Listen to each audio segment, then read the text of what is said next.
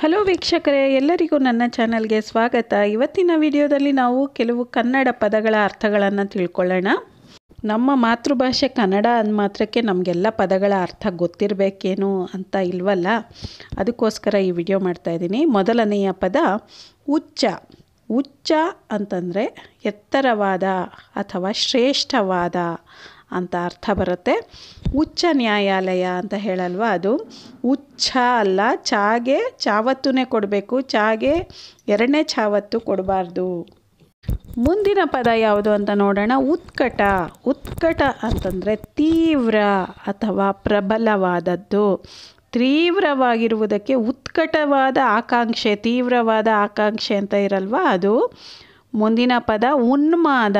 ಉನ್ಮಾದ ಅಂದರೆ ಹುಚ್ಚು ಅಥವಾ ಬುದ್ಧಿಭ್ರಮಣೆ. ಉನ್ಮಾದಕ್ಕೊಳಗಾಗಿರುವವನು ಅಂತಂದರೆ ಹುಚ್ಚು, ಬುದ್ಧಿಭ್ರಮಣೆಗೆ ಒಳಗಾಗಿರುವವನು ಅಂತ. ಈಗ ಮುಂದಿನ ಪದ ಉಪ್ಪರಿಗೆ. ಉಪ್ಪರಿಗೆ ಅಂತಂದರೆ ಮಹಡಿ ಅಥವಾ ಸೌಧ. ಇನ್ನೇನು ಪದ ಇರ್ಬೋದು ಅಂತ ಅಂದ್ಕೊಂಡಿದ್ದೀರಾ? ಕದಪು. ಕದಪು ಅಂದರೆ ಕೆನ್ನೆ, ಕಪೋಲ ಅಂತ ಕೂಡ ಹೇಳ್ತಾರೆ ಕೆನ್ನೆಗೆ. ಮುಂದಿನ ಪದ ಕರ್ಣ. ಕರ್ಣ ಅಂದರೆ ಕಿವಿ, ಕರ್ಣಕುಂಡಲ ಅಂತಂದರೆ ಕಿವಿಗೆ ಒಂದು ಓಲೆ, ಅದಕ್ಕೆ ಕರ್ಣಕುಂಡಲ ಅಂತ ಹೇಳುವುದು. ಮುಂದಿನ ಪದ ಯಾವುದು ಅಂದರೆ ಕಾಂಚನ. ಕಾಂಚನ ಅಂತಂದರೆ ಚಿನ್ನ. ಮುಂದೆ ತುಂಬ ಫೇಮಸ್ ಆಗಿರೋ ಶಬ್ದ ಕಾಂತಾರ. ಕಾಂತಾರ ಅಂತಂದರೆ ಅರಣ್ಯ ಅಥವಾ ಕಾಡು.